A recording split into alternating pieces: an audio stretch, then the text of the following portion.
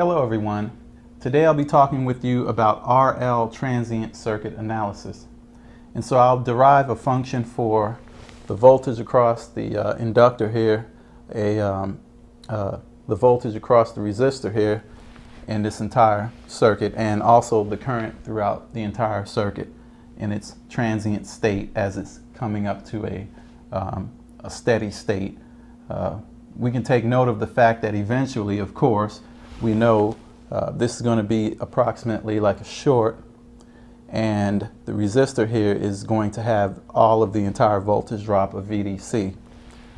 But that's in its steady state. What we want to know is the transient behavior of it when the switch is first closed. So at T0 equal 0, we're going to close the switch, and then we're going to see what type of a response we get out of this circuit just by derivation of the mathematical function itself.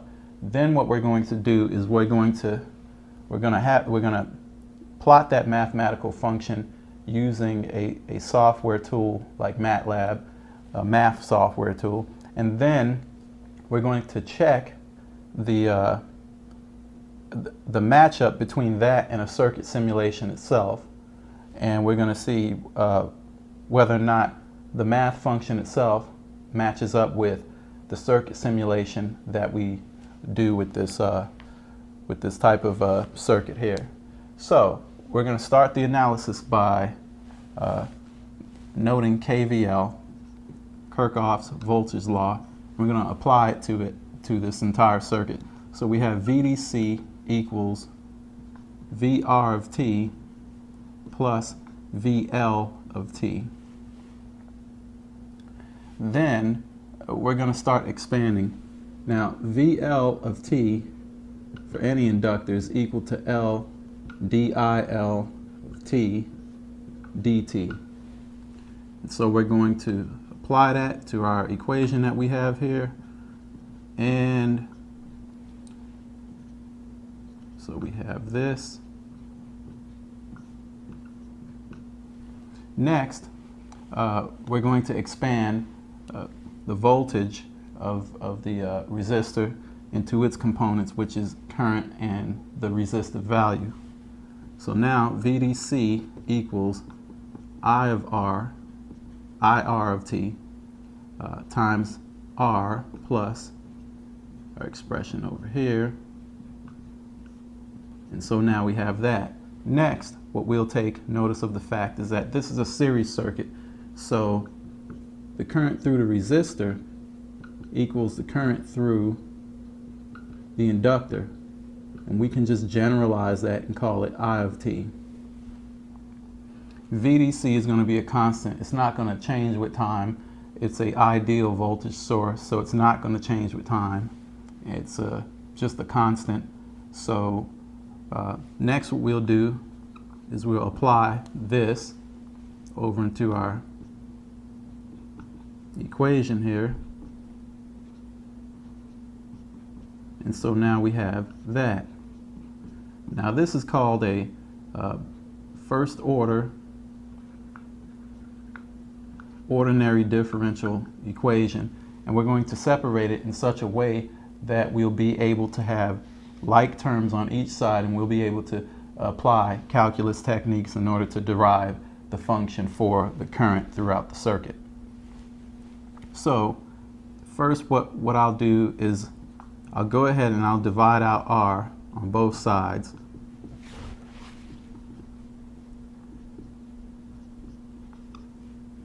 And so now we have this expression, and what I'll do is I'll swap out and I'll interchange sides with this expression and this expression.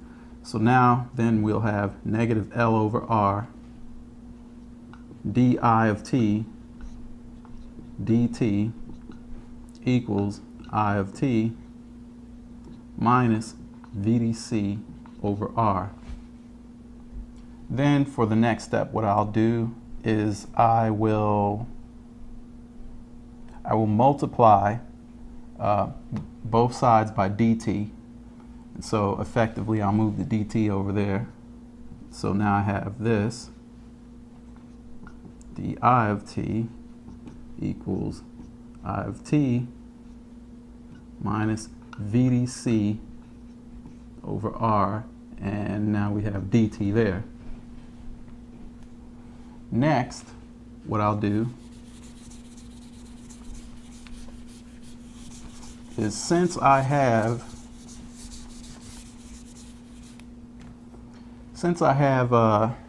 this here in terms of it, and this is di of t, we'll move this portion, this factor, over here, and then we'll take this constant and we'll move that over here. So now we'll end up with 1 over I of t minus VDC over R, that whole entire piece, di of t.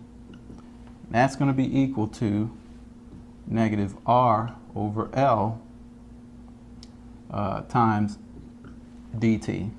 And so we have that now. Next, what we'll do is we'll go ahead and we'll apply integration to it, because you see now we have I of t over here with di of t. We have dt isolated by itself. There's nothing that is a function of just multiplied by t itself over here. We have a function of t which is I itself, a function of t which is I itself here. And so we have like terms on each side, a function of t, and there's no t's being multiplied by anything in this expression. So it's been separated properly, and so we'll go ahead next and form our integration.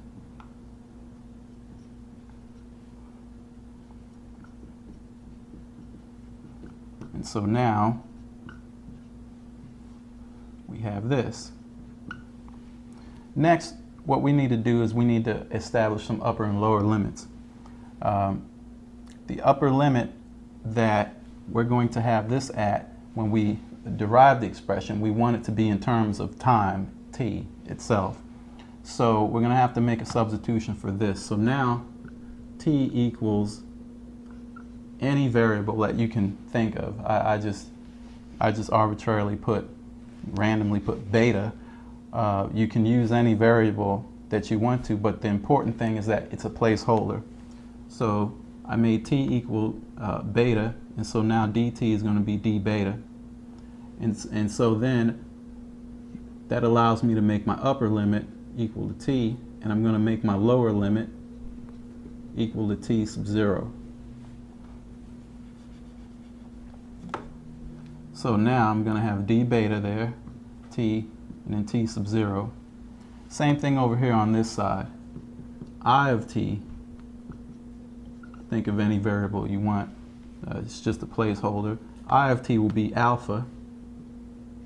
Then that frees me to be able to make the upper limit equal to I of t, and the lower limit will be I of t sub 0. And so we'll go ahead and we'll apply that over here.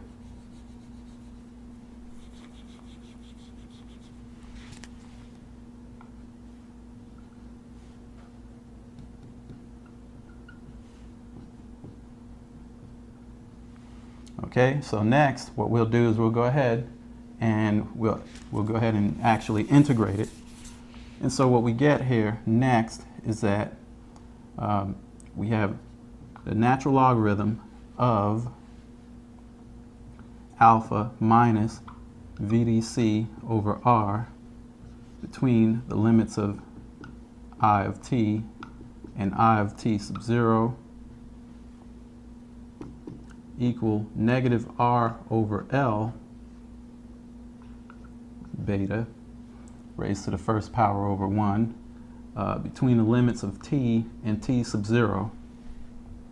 And then now when we evaluate this, we're going to have natural logarithm of I of t minus VDC over R minus the natural logarithm of I of t sub 0 minus VDC over R.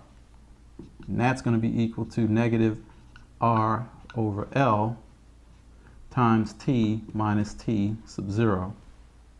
And that's what we have there up to that point. Now next what we're going to do is we're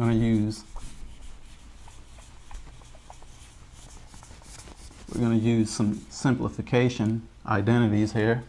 And so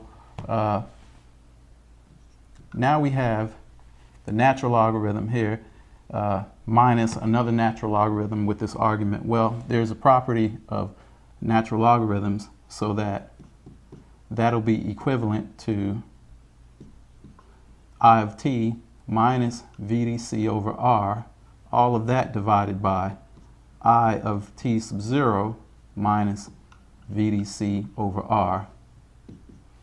And that'll still be the same over here, negative r over L times t minus t sub 0. Next, what we'll do is we'll raise this side as well as this side to the power of base e. So it's going to be the fact that e to the ln of x simply equals x. And so we'll be able to get that out of the picture and cancel that out on the left-hand side. So now we'll have I of t minus VDC over r divided by I of t sub 0 minus VDC over r equals exponential negative r over L t minus t sub 0. I'm using exponential to equal e, so that's just an alternative form of writing exponential, and actually you'll be using that in things like MATLAB, or you'll see it a lot in semiconductor theory books. They actually use EXP. And so next we'll multiply and we'll bring this over to that side. I of t minus VDC over r equals I of t sub 0 minus VDC over r exponential negative r over L times t minus t sub 0. We'll have that. Next, we'll have I of t equals, we'll bring this over there, equals VDC over r plus I of t sub 0 minus VDC over r exponential negative r over L t minus t sub 0. And so that'll be I of t. Okay, and then the very next thing that we can do to simplify this even more, because this is actually the expression for the current throughout the entire circuit. This is what it is. But usually t sub 0, if we're looking at the current, that's time, and that's the current as a function of time. Usually t sub 0 is at time equals 0. So we can go ahead and we can substitute that in there. Of course, it doesn't have to be. It could be randomly, arbitrarily somewhere else. It could be maybe at, I don't know, 3 seconds or whatever. But usually it's at 0. So just for the purposes of simplifying this and simplifying the whole entire equation just a little bit more, we'll put in there 0 as if where we start time at is regarded as being time 0, or time at its 0 point. That'll be our starting point, 0. So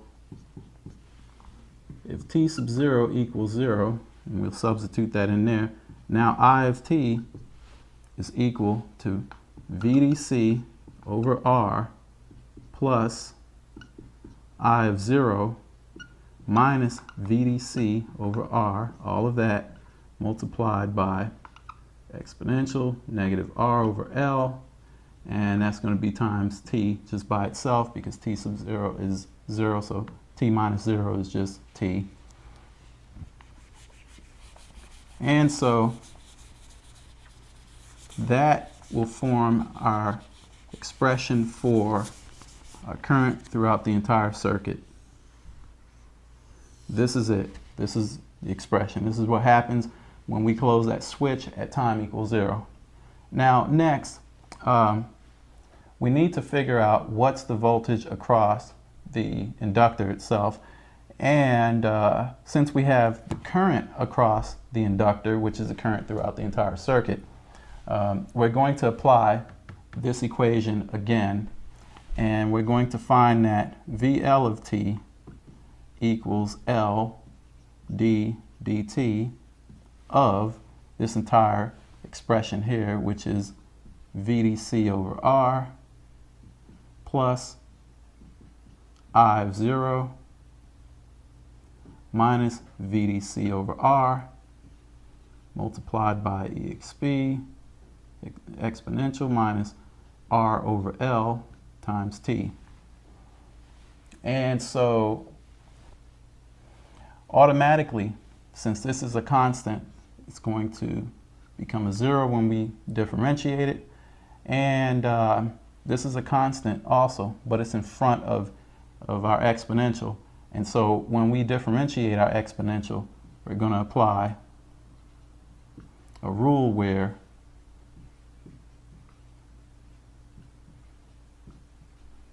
we have this kind of a relationship. It's going to equal the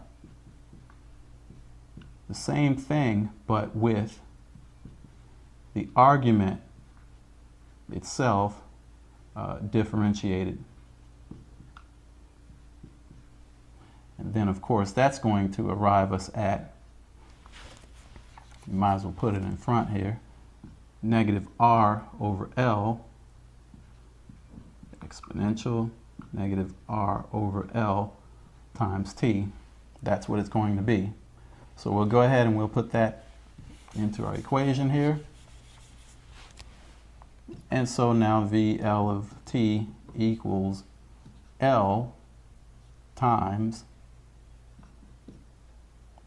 I of 0 minus VDC over R, all of that multiplied by exponential negative R over L times T, and don't forget our negative R over L here as well. So what we can see automatically from this is that all of these are factors, and so L is going to be canceled out there and there. Then next, R, we can see, is if we multiply inward, is going to cancel here on this term, but it's going to be multiplied by this term. So now VL of T is equal to I of 0 times R minus VDC times our exponential of negative R over L. Don't forget that we still have a negative there, negative 1. And so finally, VL of T is going to be equal to, we're going to switch that over since we're applying a negative here, VDC minus R times I of 0 times our exponential negative, forgot my T there, of negative R over L times T. And that will be our final expression for our voltage across our inductor. Then next and finally, what we'll do is we want to know our voltage across our resistor. Now, because we've used KVL before, we'll use it again, and we'll take notice of the fact that VDC equals VR of T plus VL of T. And so automatically VDC minus VL of T equals VR of T. Well, what is VL of T? It's right here, and so we'll just make it negative and add VDC to it. So now VR of T is going to be equal to VDC If we make this negative and bring a negative in front of it, then of course if we apply that negative inward and make the outside of it positive, then that means these will be switched around. So it's VDC plus R times I of 0 minus VDC times our exponential negative R over L times T. That is our final expression that we will have for our voltage across our resistor. So what we'll go ahead and do now is we will go and take a look at these. We'll plot them in MATLAB and we'll take a look at what exactly do these look like mathematically, each one of them, and then we'll also have a circuit in a simulator and we'll take a look at what happens when we have these conditions. We'll put some values in there, and when we have our values and we compare the two graphs, one from our mathematical expression here that we've derived and one from a graph from the simulator using all of the same values, then we can know whether or not things actually match up, and we can go across the graph and do point by point, and that's what we're going to do next, is take a look at that. So at this portion of the video, what I'm going to do is I'm going to compare our mathematical derivation plot to our simulated circuit plot, and we're going to look for a consistency between the two. I chose some arbitrary values here for our circuit parameters, and I have VDC equals 1, R equals 100 ohms, L equals 300 millihenries, and I of 0 equals 1 milliamp. That's in our mathematical utility here. And if we go over to our simulator, we have the same thing. VDC equals 1, R equals 100 ohms, L equals 300 millihenries, and I of C, our initial current through our inductor, is 1 milliamp. And so what we got on the board for our RL circuit current was VDC over R plus I of 0 minus VDC over R times our exponential with the argument of negative R over L times T equals our circuit current. And so what I'll go ahead and do is plot our circuit current, and it comes out to be this. Next, what I'll do is I will simulate a plot of our circuit current with our circuit over here, and so it comes out to be this. So we'll visually look at it. It's the same type of a curve, so that's a level of confidence in the accuracy of it. But let's go ahead and look at a couple of points on the graph.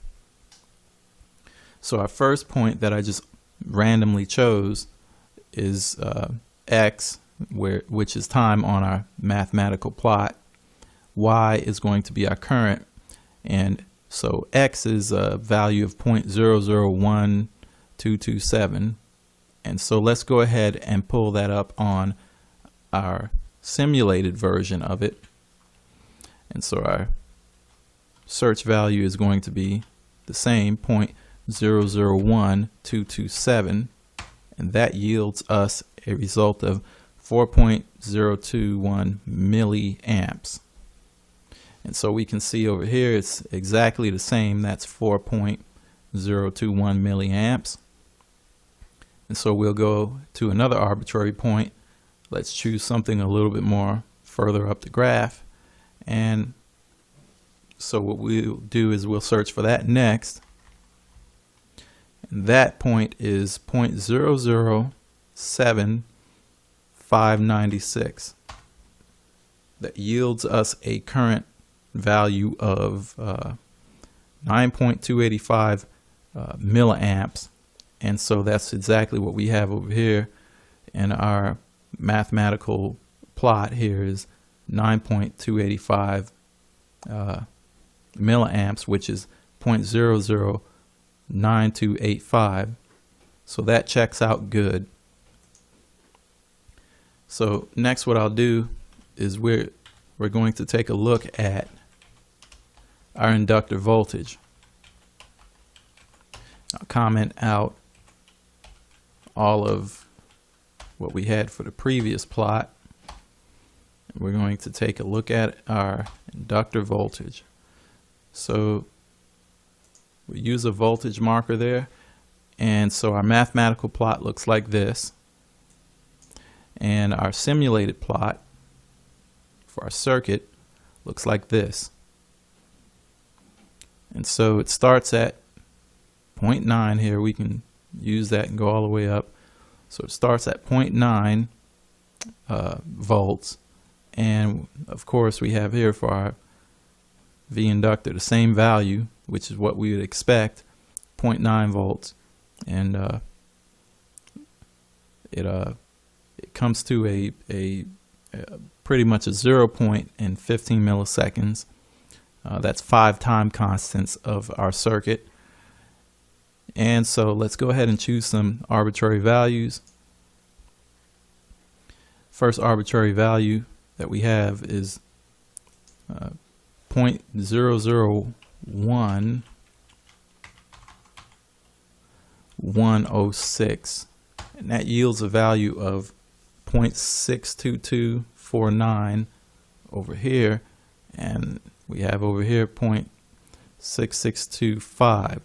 So if we just round it up, we would get 0.6225 over here as well. So that checks out good.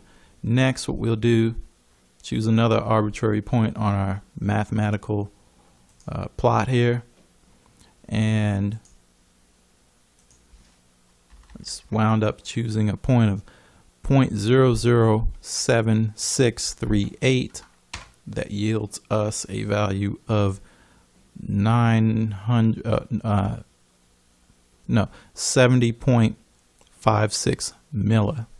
So 0.07056, and what we have over here is 0.07056. Same thing. So that checks out very well. And so last, what we'll do is we'll go ahead and take a look at the resistor voltage of the circuit. So again, I'm just going to comment out my code here for the inductor voltage and use my code to plot our resistor voltage, and use a voltage differential here across the resistor, because the voltage across the resistor without respect to ground, it's just the voltage of the resistor, it doesn't have any reference to ground. And so again, our expression that we derived on the board is our resistor voltage is equal to VDC plus R times I of 0 minus VDC times our exponential with an argument of negative R over L times T. So I'll go ahead and plot our mathematical plot, and that is what it is. And our simulated plot comes out to be this, and we'll look at it overall. Yes, it looks exactly alike. It comes up to a value eventually of 1 volt. That makes sense because the inductor will effectively be a short when the circuit gets to a steady state. And if it's a short, then all of the voltage from the voltage source has to be distributed over the resistor only. And so what we'll do is we'll go ahead and we'll look at an arbitrary point on our math plot, and I just chose that. Next, we'll take a look at that arbitrary point on our simulated circuit here, and we have a x value or a time value of 0.001118 that yields us a value of 380 millivolts. And so that's 0.380, and what do we have here? 0.38. So it's an exact match again, because if we were to round up, if we were to get rid of that 0, we'd have 0.38. So that's an exact match. And say the next point we'll plot, we'll go way up here and we'll look at this and search it out in our simulated version of our circuit, and that's going to be 0.008146. That yields us a value of 0.94044 volts. And so we look over here, we have a value of 0.9404, and so that would be 0.9404. This is not a 5 or greater, so that would be rounded to a 4 there. It'd be kept the same. And so that again is another exact match with rounding.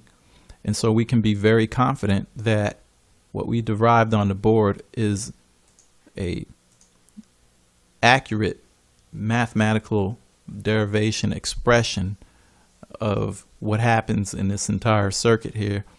And so that'll complete it for this portion of the video. So hopefully this video was helpful for you. Thank you for watching and have a nice day.